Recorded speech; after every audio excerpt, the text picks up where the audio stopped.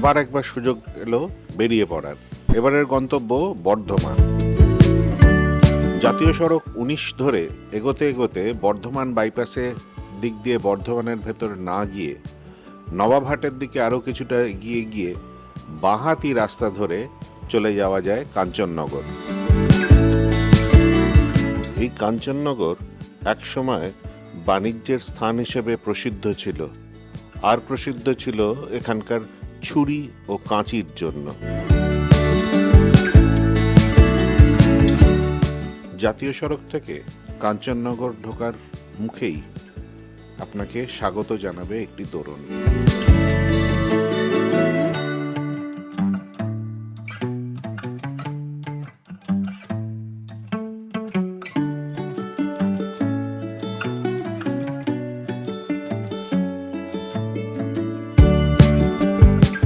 তারপর আরও কিছুটা গিয়ে ডিভিসির একটি খালের ওপরের ব্রিজ ক্রস করে পড়বে আরেকটি তোরণ।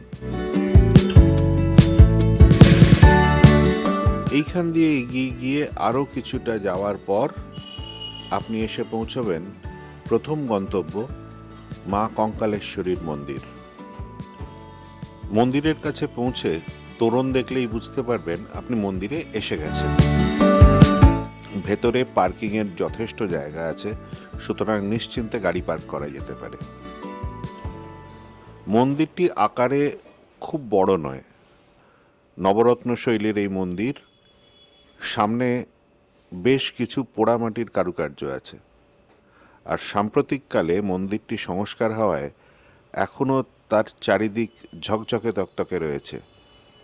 আর এই পরিষ্কার পরিচ্ছন্ন পরিবেশ স্বাভাবিকভাবেই মন্দিরটিকে আরও সুন্দর করে তোলে। মন্দিরে প্রবেশ করার জন্য 3টি খিলানযুক্ত প্রবেশদ্বার, তার ওপরে কারুকার্য আছে পোড়ামাটির। আর মন্দিরের ভেতরে ঢুকলেই পড়বে একটি ছোট্ট সরু বারান্দা, যার মাঝখানে রয়েছে গর্ভগৃহ, আর দুদিকে দুটি আরও অংশে রয়েছে 2 শিবলিঙ্গ। মূল গর্ভগৃহে রয়েছে মা কঙ্কালেশ্বরীর কোষ্ঠী পাথরের মূর্তি। কঙ্কালেশ্বরী নামের কারণ দেবী মূর্তির আকার বৈচিত্র্য। কোষ্ঠী পাথরের তৈরি প্রায় 5 ফুট উঁচু আর 3 ফুট চওড়া ভীষণ আকার মূর্তিটি অস্থিসার। তার অষ্টভুজার পেশি, শিরা, ধমনী সবই নিখুঁতভাবে খোদাই করা। মাথায় ফণাধারী নাগের সমষ্টি বৌদ্ধ গুম্ফার দেওয়ালে আঁকা দেবদেবীদের মুকুট মনে করায়। দামোদর থেকে এই মূর্তিটি পাওয়া যায়। বিশেষজ্ঞরা মনে করেন এটি সম্ভবত পাল যুগের সৃষ্টি, কোনো তান্ত্রিক বৌদ্ধ ধর্মের মূর্তি, যেটি পরে লোকাচারের মাধ্যমে কালী মূর্তি হিসাবে প্রতিষ্ঠিত হয় এবং পূজিত হতে থাকে।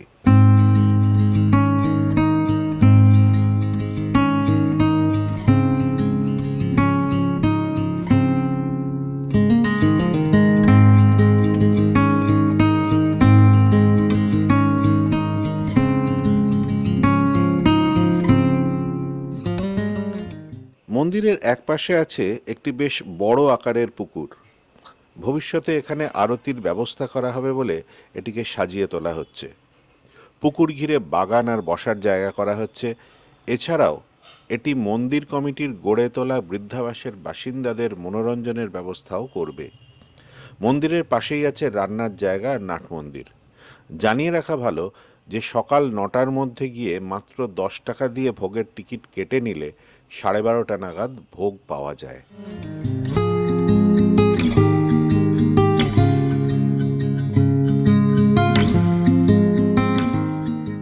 এই মন্দিরের অদূরে মাঠের মধ্যে আছে আর একটি পঞ্চরত্ন মন্দির।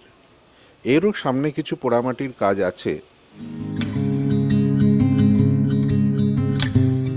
এটি আসলে বিষ্ণু মন্দির। 3 খিলানযুক্ত মন্দিরটি ভেতরে আছে পাথরের রং করা একটি বিষ্ণু মূর্তি, আর এর খানিক দূরে আছে ভৈরবের মন্দির।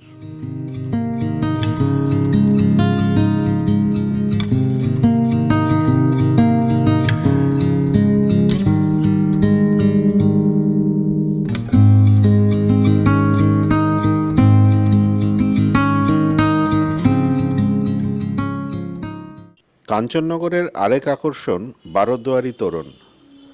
একসময় এখানে 12টি তোরণ ছিল এই প্রকারের। 1737 সালে মহারাজ কীর্তিচাঁদ এই তোরণগুলি নির্মাণ করেন। বর্ধমানের রাজপরিবারের ওপর আক্রমণকারী শোভা সিংয়ের ভাই হেমন্ত সিংকে হারানোর স্মারক হিসেবে এগুলি তৈরি হয়। তোরণের দুদিকে দুটি ফলকে হিন্দি, বাংলা, ইংরেজি ও সম্ভবত ফার্সি ভাষায় ছোট করে ইতিহাস দেওয়া রয়েছে কেন এই তোরণ নির্মাণ করা হয়েছিল। একসময় কাঞ্চননগর থেকে বর্ধমান ঢোকার দিকে এই তোরণগুলো অবস্থিত ছিল। এখন শুধুমাত্র একটিই তার ভেতরে বেঁচে আছে।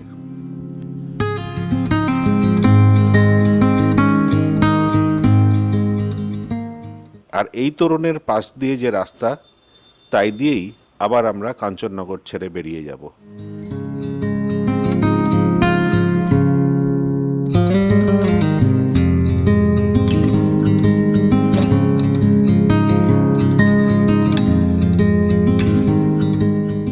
এবারের গন্তব্য নবাবহাটের 108 শিব মন্দির।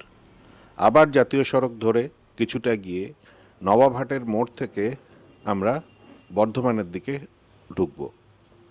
বলে রাখা ভালো, যারা গাড়িতে শান্তিনিকেতন যান, নবাবহাট হয়ে বিশেষ করে যারা যান, তারা কিন্তু অনায়াসে ঘন্টা দেড়েক দুয়েক হল্ট করে কাঞ্চননগর এবং নবাবহাটের 108 শিব মন্দির দেখে নিতে পারেন।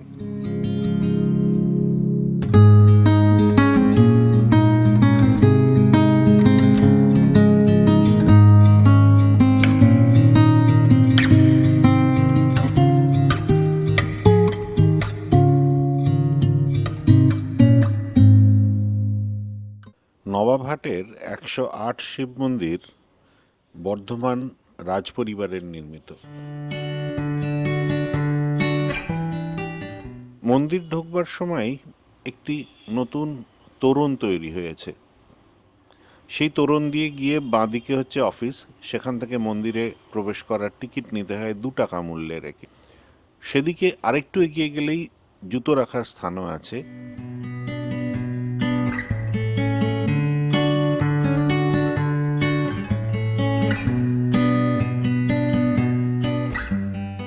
টিকিট কেটে নিয়ে মন্দিরের দ্বারে টিকিট দেখিয়ে মন্দিরে সোজা ঢুকে গেলে ডান দিকে বাঁ দিকে তাকালে পড়বে দুটি দুটি করে 4টি মন্দির। আর আরও কিছুটা এগিয়ে গেলে মন্দিরের পুজো দেবার যে সামগ্রী তার ব্যবস্থা করা রয়েছে একটি দোকানে, যেটি মন্দির কর্তৃপক্ষেরই নির্মিত।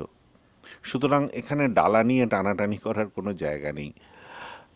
এইখান থেকে আপনি মন্দিরের পুজোর সামগ্রী নিয়ে আপনি চলে যাবেন একদম গেট দিয়ে ঢুকেই ডানহাতি প্রথম মন্দিরটিতে, সেখানেই পুজোর বন্দোবস্ত আছে।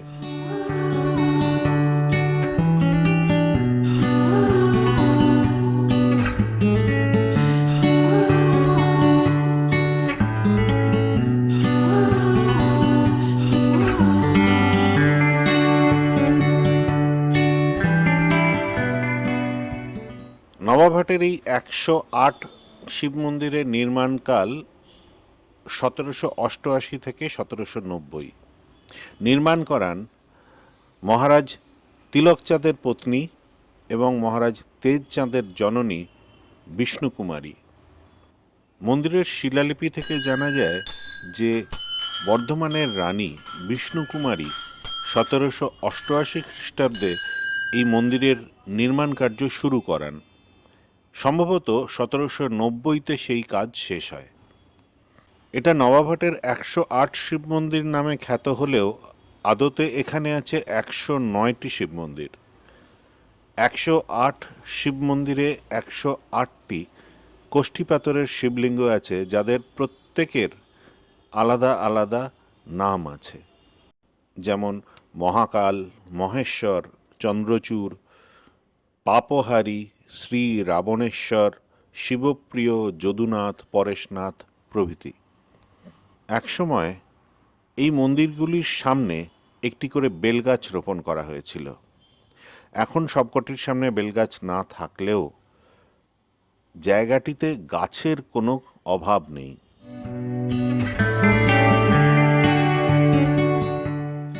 এই মন্দিরগুলি আয়তাকারে প্রতিষ্ঠিত এবং মাঝখানে দুটি সরোবর আছে, আর সরোবরের মাঝ বরাবর রয়েছে একটি রাস্তা।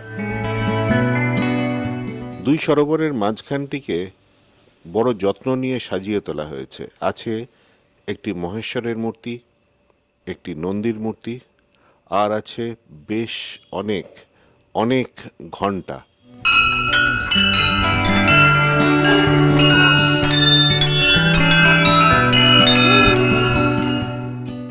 যারা গাড়ি নিয়ে আসবেন তাদের কোনো অসুবিধাই হবে না।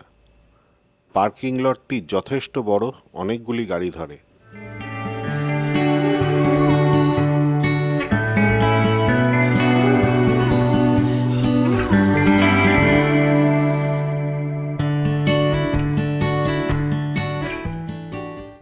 আর যারা মনে করছেন যে রাস্তায় যাবার পথে মন্দির দর্শন করে কিছু খেয়ে নেবেন, তাদের জন্য আছে মন্দির ক্যাফে। এখানে পুরি, আলুর তরকারি এবং আচারটা ভালোই, আর আছে চা, কফি, যার যেটা মন চায়।